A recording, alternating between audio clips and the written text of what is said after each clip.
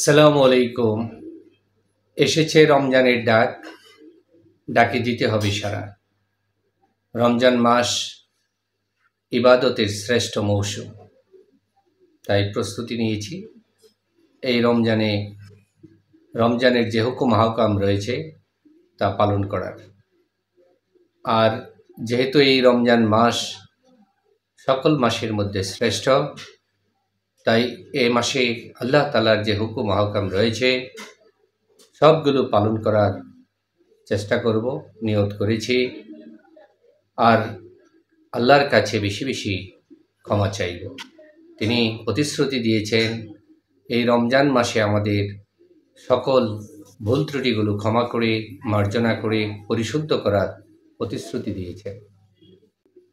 যেহেতু রমজান মাস একটি উত্তম মাস, উত্তম মৌসুম, ইবাদতের মোক্ষম সময়, এই রমজান মাসে আমরা বেশি বেশি ইবাদত করব, যে ইবাদতের মাধ্যমে আমরা আল্লাহ তাআলার নৈকট্য লাভ করতে পারি, আল্লাহ তাআলার সন্তুষ্টি অর্জন করতে পারি। এই রমজান মাস আসলো, অথচ আমরা নিজেদেরকে এই রমজানের হুকুম আহকামে নিমজ্জিত করলাম না। অবশ্যই আমরা নিন্দিত হইব, নন্দিত নয়। তাই নিজেকে নন্দিত করতে আমাদেরকে অবশ্যই আল্লাহ তাআলার হুকুম আহকামকে পালন করতে হবে, রোজা রাখতে হবে, সিয়াম সাধন করতে হবে। প্রত্যেক মুসলমানের জন্য এই রমজান মাস একটি ইবাদতের মাস। রহমত, বরকত, মাগফিরাত, নাজাত এসব নুরানি বরকত নিয়ে, ফজিলত নিয়ে এসেছে এই রমজান। এই রমজানে আমাদের মাগফিরাত, বরকত, নাজাত এই সবগুলো আমল করতে হবে এবং আল্লাহর কাছে বারবার আমাদের ক্ষমা চাইতে হবে, বরকত লাভের আশায়, ক্ষমা লাভের আশায়, নাজাত দানের আশায় আমাদেরকে আল্লাহর কাছে এই রমজান মাসে পরিশুদ্ধিতার প্রার্থনা করতে হবে। রোজা, তারাবি, ইতিকাফ ইত্যাদি হলো রমজানের উপহার। আমাদেরকে এ সকল উপহার গ্রহণ করতে হবে এবং এ সকল উপহার গ্রহণের মাধ্যমে আল্লাহর সন্তুষ্টি লাভে আমাদেরকে নিমজ্জিত করতে হবে এবং আল্লাহর কাছে আমাদের পানা চাইতে হবে। রোজা, যাকাত, এরপর এই নামাজ, এগুলো রমজানের যে উপহার, সেগুলো বছরের অন্য সময় পাওয়া যাবে না। বছরের অন্য সময়ে এগুলো লাভ করার কোনো সুযোগ নেই। সুতরাং রমজান এসেছে, আমাদেরকে অবশ্যই এই রমজান মাসে এই উপহারগুলো গ্রহণ করতে হবে এবং আল্লাহর নৈকট্য লাভের আপ্রাণ চেষ্টা করতে হবে। তো আমি মনে প্রাণে ঈমান এবং আমলের পথে অবশ্যই নিজেকে নিমজ্জিত রাখার আপ্রাণ চেষ্টা করব।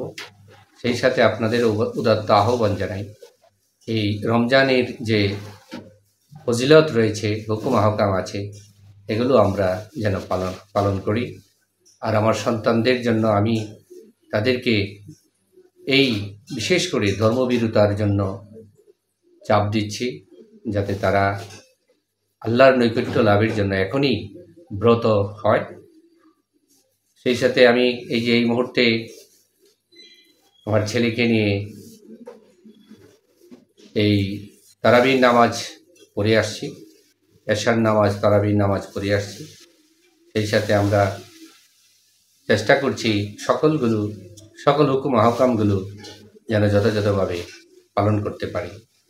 আর এর উদ্দেশ্য হলো আপনারাও যেন আপনাদের সন্তানদের নিয়ে এই যে ধর্মশিক্ষা, দীক্ষা, এগুলো তাদের মাঝে আপনারাও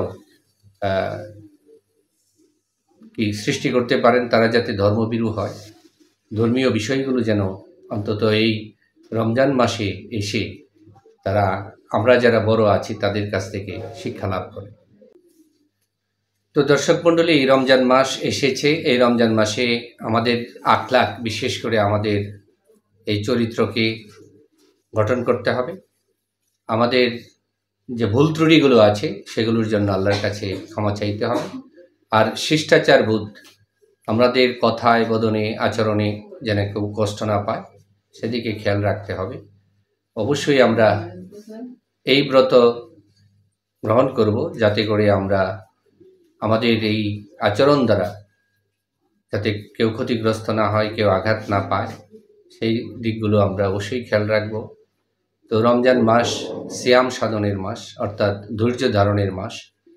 এই সিয়াম সাধনার মাধ্যমে আমরা অবশ্যই এই যে ধৈর্যের গুণ, ধৈর্য ধারণ, সারাদিন আমরা আল্লাহর হুকুম পালনে সচেষ্ট থাকব, খাবার গ্রহণ থেকে বিরত থাকব, আমাদের যে রূহ আছে তাকে পরিশুদ্ধ করার চেষ্টা করব।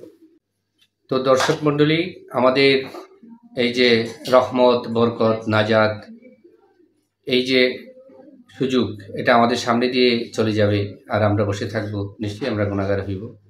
তো দর্শক মণ্ডলী, আজকে আমাদের রমজান শুরু হতে যাচ্ছে। আজকে প্রথম তারাবি গেল। তো আগামীকাল থেকে এই সিয়াম সাধন শুরু হবে, অর্থাৎ রমজান মাসের শুরু। তো যারা মুমিন মুসলমান আছেন, অবশ্যই আপনারা এই রমজানের উদাত্ত আহ্বানগুলো, করণীয় কাজগুলো করবেন। আর যারা ছোট আছে তাদেরকে শিক্ষা দেবেন। আজকে প্রথম দিনে এতটুকু আহ্বান রেখেই আজকের ভিডিও ব্লগ এখানে শেষ করছি।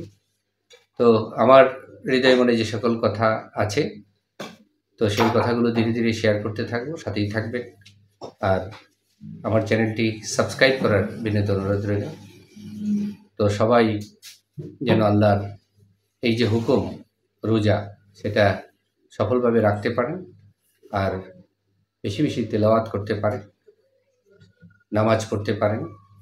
তো শত ব্যস্ততার মধ্যেও আপনারা যখন এই কাজগুলো করবেন, নিশ্চয়ই আল্লাহ তাআলা খুশি হইবেন। তো কথা আজ এ পর্যন্তই। শুভরাত্রি।